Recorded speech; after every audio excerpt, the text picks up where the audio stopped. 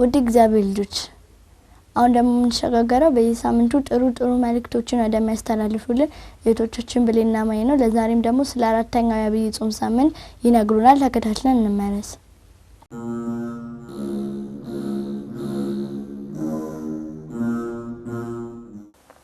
በስመ አብ ወወልድ ወመንፈስ ቅዱስ አሐዱ አምላክ አሜን።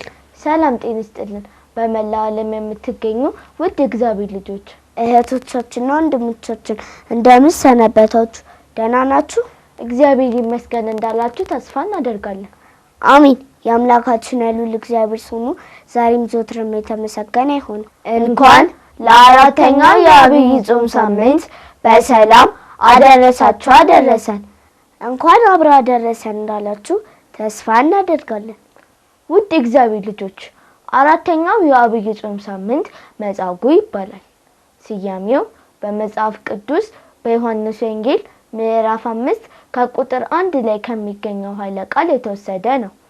በዚህ የወንጌል ክፍል ጌታችን በቤተ ሰይዳ ሕሙማንን እንደፈወሰ ተነግሯል።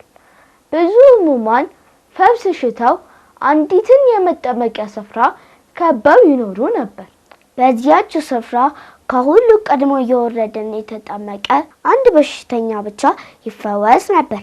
ጌታችን በዚህ ስፍራ ተገኝቶ በሽተኞችን ጎብኝቷል።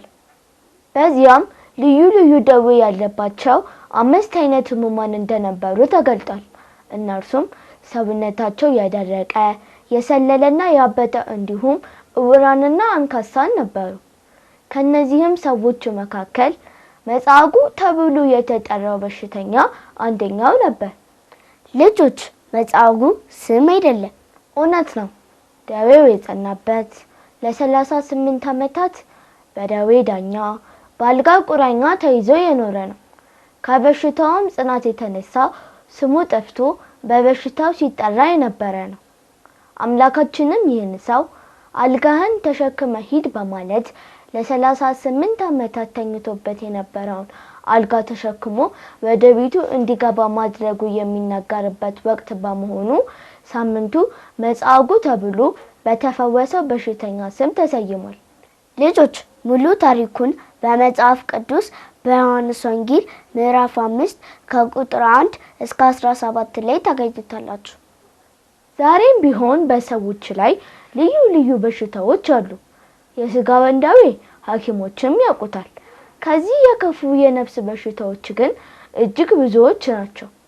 እንደ መጻጉዕ ቦታቸውን ሳይለቁ እግዚአብሔርን በተስፋ ቢጠብቁት አንድ ቀን ይፈወሳሉ።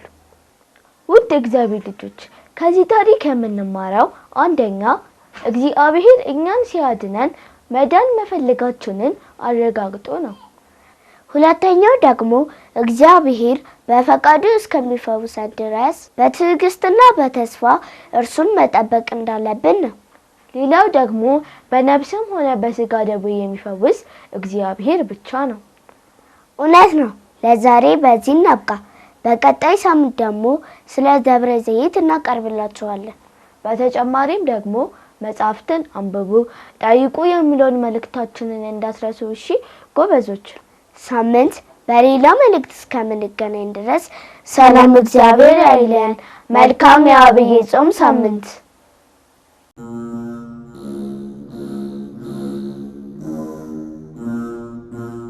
ውድ እግዚአብሔር ልጆች ከመልእክቱ ተመልሰናል። መልእክቱን በጥሞና እንደተከታተላችሁ ተስፋ እናደርጋለን። መልእክቱን ላቀረቡልን ለእህቶቻችን ብሌና ማይ እግዚአብሔር አምላካችን ቃሉን ያሰማልን። አሜን።